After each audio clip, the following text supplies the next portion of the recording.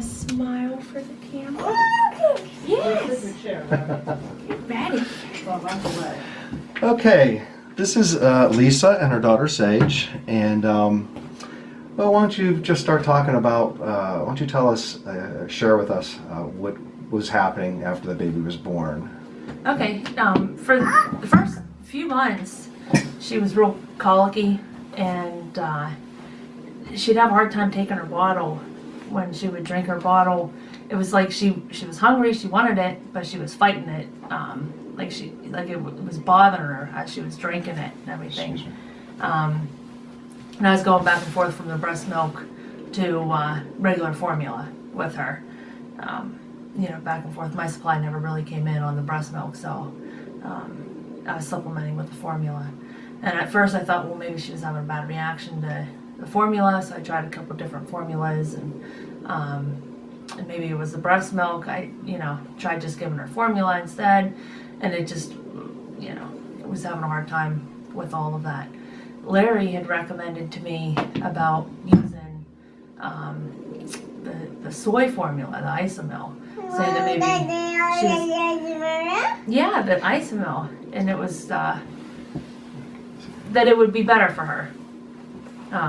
He said that he had experiences in the past with his kids that it helped him, and that other babies as well. And other babies as well, yeah. That the babies just have a hard time processing that cow's milk protein. And this was after the doctor had even given her, told her to try the Efimidin, I think is what it was called, which is it's supposed to be a formula that doesn't have any of that cow's milk protein in it. You take all that protein out, and it was still like really bad with that.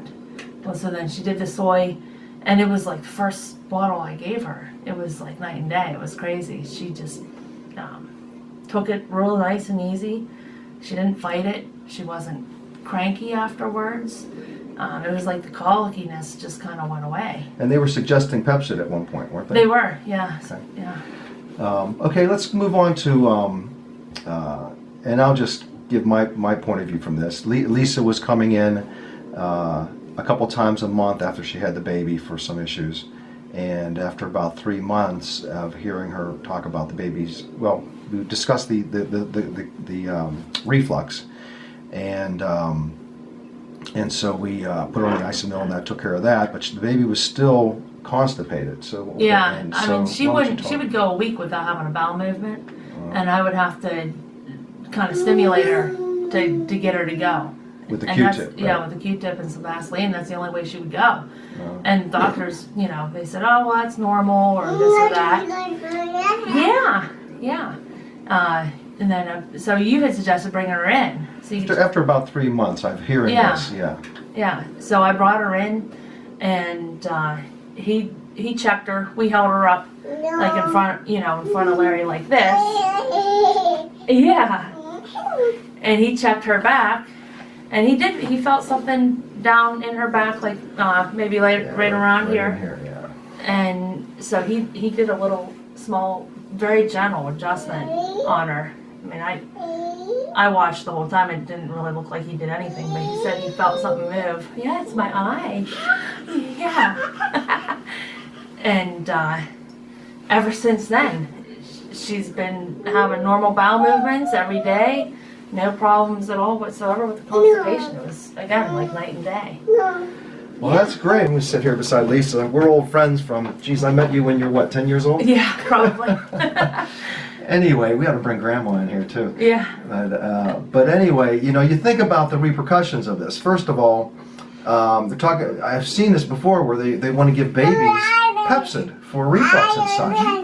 Well, the thing is, you need acid in your stomach to absorb calcium to build strong bones. Pepsid stops that.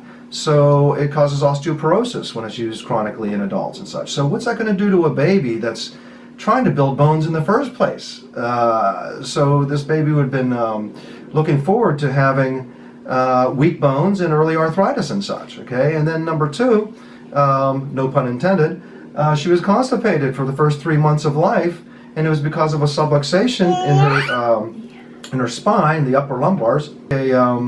It was like it responded like a disc bulge. Now, how a 3-month-old can have a disc bulge, I don't know. It might have happened before she was born, from being twisted funny, I don't know. But I got that sound, that feeling that a disc had moved, and it was really out. It was really sticking out. And you think about that. If she had not if she had not seen a chiropractor, it's not that I'm anything great. It's just that chiropractic does this. And if she hadn't done that, then the next step is laxatives. And laxatives, as we know, are addictive. And so if she had gotten what I call good medical care, she'd have weak bones, early arthritis, and be addicted to laxatives. Plus, her spine would be curved funny because it's trying to bend out of the way of that subluxation. So I think this is a really good story and picture of what chiropractic can do. And thanks, Lisa, and thanks, Sage. Yeah, absolutely, my pleasure. Thank you so much. I mean, yeah, you've helped tremendously. Well, thanks. Big help. Thank you. Okay, I'm going to turn this off now. And say bye-bye.